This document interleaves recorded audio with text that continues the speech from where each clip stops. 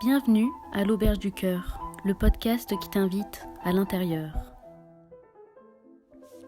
Oui, bonjour à tous et à toutes. Je voulais proposer une petite méditation guidée donc pour le Zoom de cet après-midi, en préparation au solstice qui aura lieu mardi. On dit toujours que les portes sont ouvertes 3 jours avant et 3 jours après. Ce sont des grands portails énergétiques qui président à ces grands mouvements de la nature. Il y en a quelques-uns comme ça dans l'année. Évidemment, ça se passe en nous aussi. Donc c'est des énergies qu'il faut accompagner. On n'est pas séparé de la nature, en fait. Cette grande horloge qui est le ciel, que sont les saisons, tout ça, c'est aussi notre écologie intérieure. Donc l'idée, c'était de s'harmoniser un petit peu avec ça et de rencontrer un petit peu le sens sacré, donc qui est celui de solstice d'hiver, c'est la mort, quelque part, la mort initiatique. Et bien sûr, c'est pas un événement malheureux, puisqu'il va y avoir la naissance du Christ aussi à Noël, et que tout voyage en fait initiatique commence par la mort, par les enfers. On le voit dans Dante, dans la Divine Comédie, donc son voyage commence par la descente aux enfers. Jésus aussi, avant de remonter au ciel, descend aux enfers. Dans le voyage nocturne du prophète Mohammed, dans le Mirage, il commence aussi par les enfers. Donc c'est avant qu'il y ait cette remontée vers la lumière, on commence toujours par la découverte de notre inaccompli, de nos ténèbres, de nos enfers. Donc c'est la mort initiatique. Comme il est dit dans l'Évangile, personne ne pourra voir le royaume s'il n'est pas mort, s'il n'est pas né une deuxième fois. Donc il y a toujours cette idée dans l'initiation de cette mort, et c'est ce que symbolise un petit peu ce moment, cette entrée dans l'hiver, dans une énergie qui est plus intérieure. Voilà, on s'observe plus, moins extériorisé. Et dans les traditions sémitiques aussi, le jour commence par la nuit. Voilà. Donc par exemple, le soir, c'est le début du jour. Ça vient avec tous ces mythes primitifs où le tout émerge le chaos émerge du grand vide primordial, de l'abîme. Donc on voit qu'on a gardé ces choses-là. Donc l'idée, c'était de faire une petite méditation, d'essayer, d'avoir un petit peu improvisé, inspirée d'une méditation soufie qu'on appelle Rabita al-Maut, l'attache au tombeau, et qu'on fait dans les pratiques Naqshbandi le matin, au moment du wird qui précède la prière. On s'allonge sur le flanc et on visualise en fait, on se visualise dans le tombeau. Voilà. Et après ça, il y a l'appel à la prière et on se révèle, on revient à la vie et on prie. Cet appel à la prière, c'est cette renaissance, on se dresse et on prie. Donc c'est une pratique soufie. Voilà, je voulais voir si c'était possible de le faire peut-être en méditation pour en fait essayer d'aller chercher cette énergie du repentir. C'est-à-dire du retournement, cette espèce d'élan dans cette mort. Quand on touche le fond de la piscine, paf, on remonte. Voilà. Donc cet enfer, ce nettoyage, il est dans toutes les pratiques, on le voit dans tous les wirds, toutes les pratiques soufis, on commence par Astaghfirullah, Astaghfirullah, on demande pardon. À la messe aussi, on commence le rite en reconnaissant qu'on est pécheur, en demandant pardon à Dieu. Il y a toujours ce nettoyage, même dans le Sage Marg, on nettoie avant de pouvoir qu'il y ait cette transmission, il faut d'abord passer par ces ombres-là. Donc voilà, là l'idée c'était de faire cette petite méditation en fait sur la mort quelque part, pour aller chercher cette énergie en fait de la résurrection. Et voilà, c'était une proposition, donc je sais pas si il y aura quelques personnes cet après-midi, mais on est heureux de se retrouver en tout cas. Voilà, à tout à l'heure.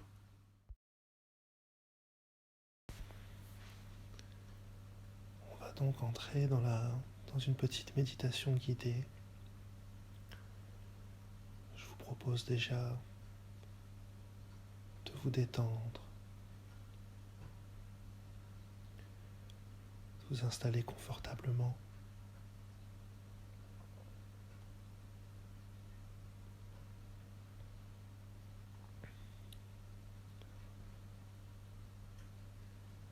On va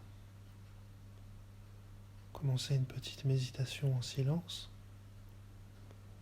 comme d'habitude, mais on va mettre une intention un petit peu différente. Je vous propose de faire cette méditation comme si c'était la dernière. C'est votre dernière méditation sur le cœur. Je vous invite à vous engager avec toute l'intensité que ça implique.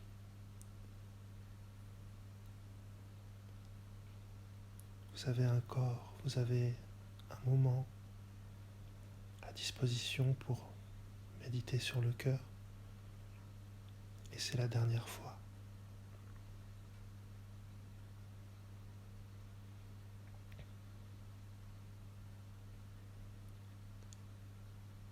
Tenons-nous simplement dans la présence de Dieu.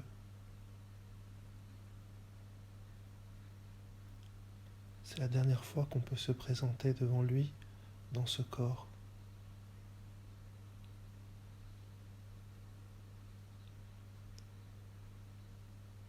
Il y a un adage qui dit « Fais tout comme si tu voyais Dieu et que tu le sentais,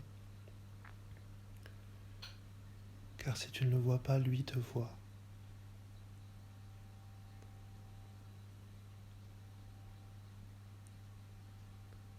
Tenez-vous dans la présence de Dieu, sachez qu'il est vraiment là.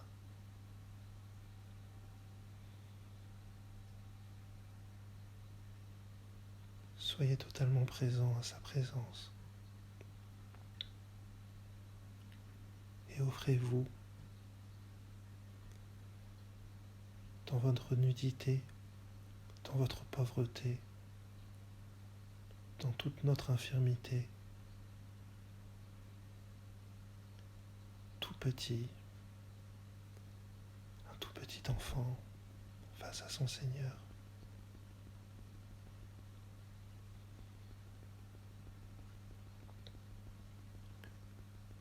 Ouvrez votre cœur et offrez-le à Dieu pour qu'il le remplisse de sa grâce.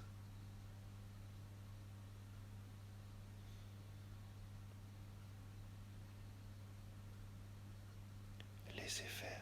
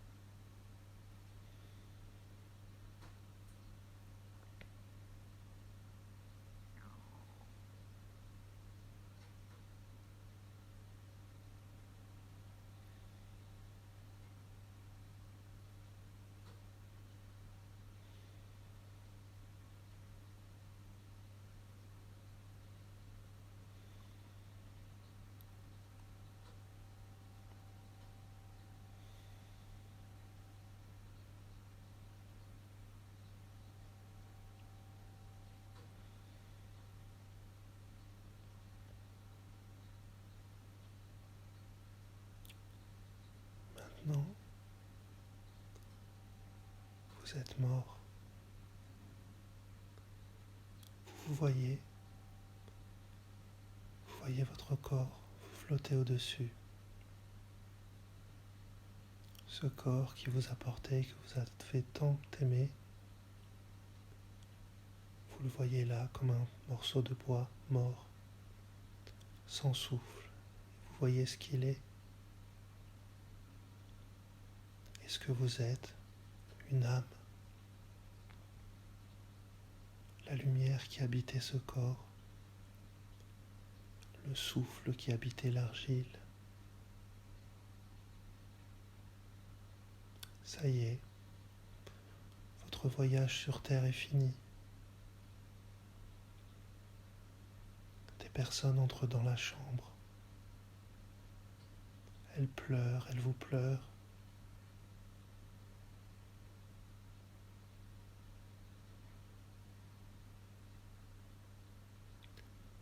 Le temps se déroule différemment,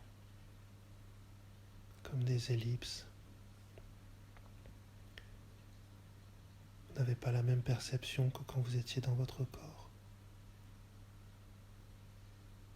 Et vous sentez la douleur des gens, leurs émotions, leur amour.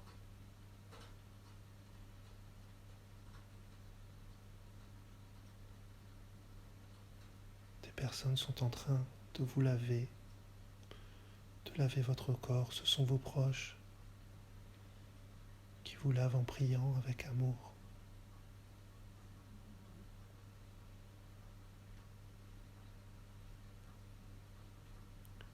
On vous enveloppe dans un linceul blanc, immaculé.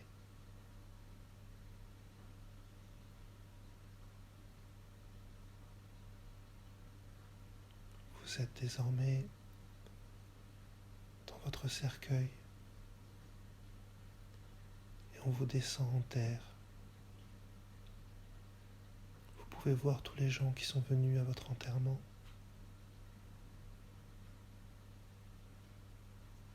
Et ils jettent de la terre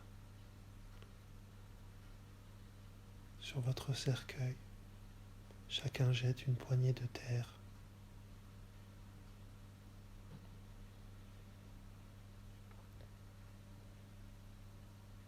Le tombeau est recouvert. La tombe est scellée. Les gens s'en vont. Et vous restez là sur votre tombe. Vous êtes seul. Et c'est à ce moment-là que vous vous demandez si vous avez donné du sens à votre vie.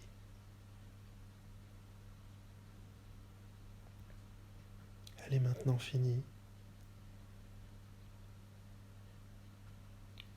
Vous avez du recul et vous vous demandez, ai-je laissé assez de place à l'amour ?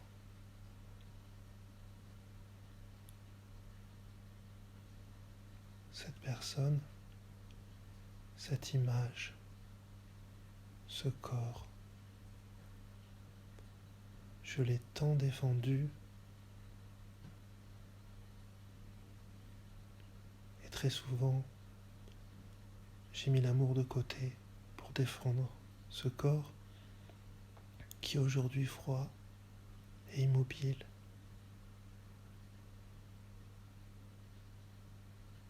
Je prends la mesure de ce que je suis réellement, une âme, un témoignage de l'amour de Dieu. Mais ai-je vraiment témoigné cet amour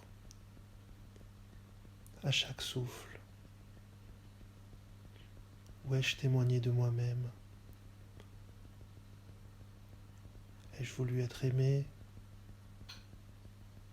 Ou ai-je témoigné de l'amour? Et là on voit toutes les ruses, toutes les avarices, tous les mensonges qu'on a faits pour sauver cette personne qui était vouée dès la naissance au repos dans la tombe.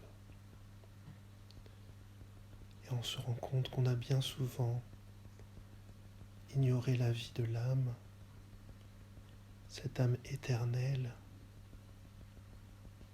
cette parcelle de lumière qui vient d'avant et qui va après.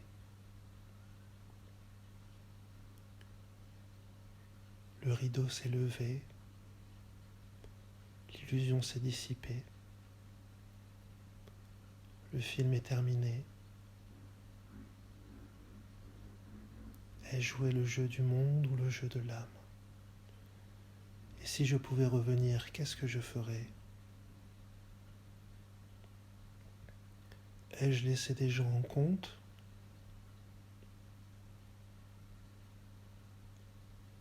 Y a-t-il des personnes à qui je n'ai pas demandé pardon?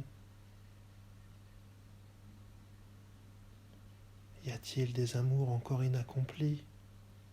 Ai-je péché contre l'amour, contre mon frère, sans demander pardon, sans essayer de mon cœur de guérir ça? Ai-je vécu avec amour, par le cœur? Ai-je rendu témoignage à la lumière, par ma vie? Et je revois toute ma vie. Ce sont des gestes simples. Il n'est pas demandé plus que ça. Mais est-ce que ces gestes ont été portés par l'amour? Ai-je touché les cœurs? Est-ce que mon cœur a seulement été vivant dans cette vie? Et là aujourd'hui me voilà jugé par mon propre cœur. Je suis face à cet amour infini de Dieu. Et j'ai l'impression que je vais mourir une deuxième fois, mais d'amour. Je n'avais pas conscience que cet amour était aussi grand et qu'il habitait mon cœur, qu'il demandait à venir au monde, à guérir le monde. Pourquoi n'ai-je pas connu cet amour sur terre? Pourquoi ne l'ai-je pas offert à tout le monde comme un soleil?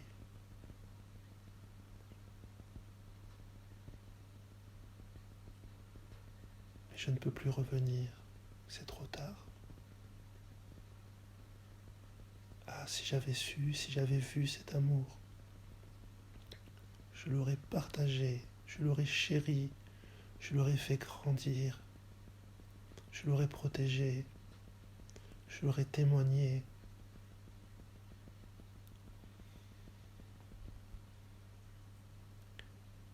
Pardon, Seigneur. Je te demande pardon, mon Dieu. Pardonne-moi pour mes manquements, je te demande pardon. Laisse-moi revenir à toi. Laisse-moi connaître, laisse-moi être touché par ton amour.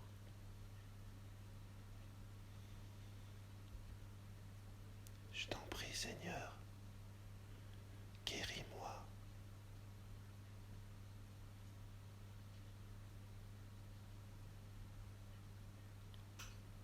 Et puis un ange vient à vous.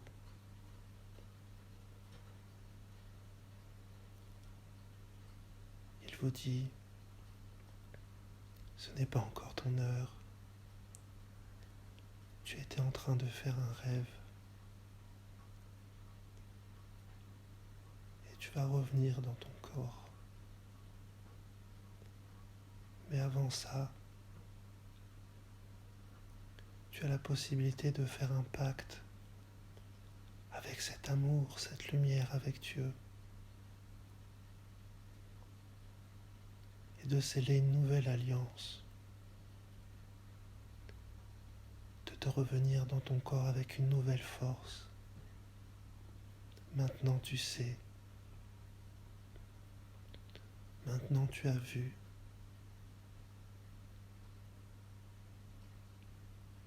Tu ne pourras plus te laisser illusionner par le monde. Au fond de ton cœur, tu sauras qu'il y a une réalité plus grande.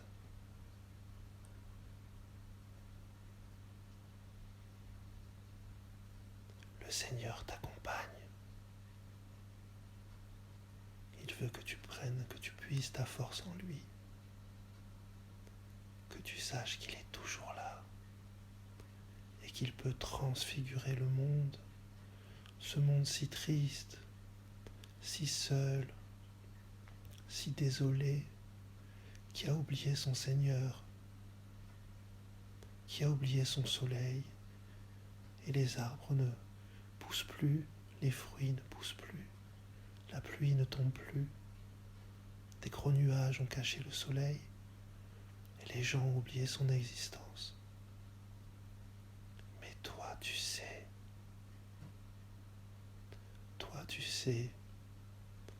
et dans le silence de ton cœur, tu vas témoigner par ton amour.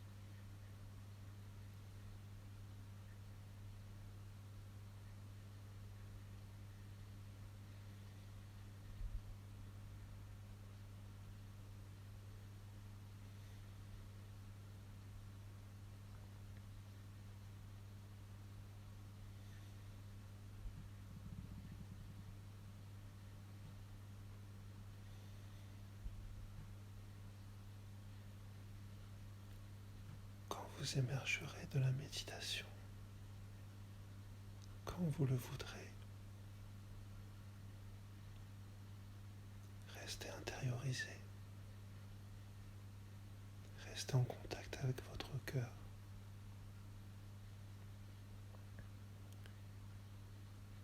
Ne vous laissez pas absorber par le monde, mais absorbez le monde dans votre cœur.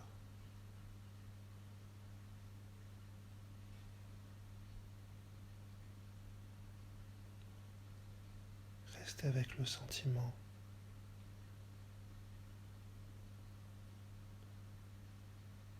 Ce sentiment qui a émergé de votre cœur. Ne l'intellectualisez pas, ne réfléchissez pas, oubliez tout, votre cœur sait. Oubliez tout, votre cœur sait maintenant.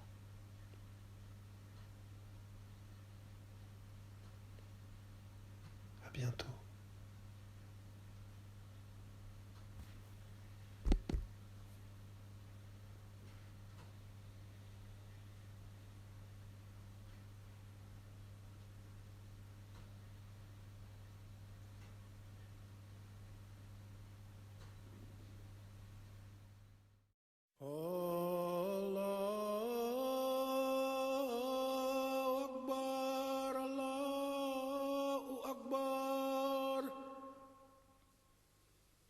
أشهد أن لا إله إلا الله أشهد أن محمد رسول الله حي على الصلاة حي على الفلاح قد قامت الصلاة قد قامت الصلاة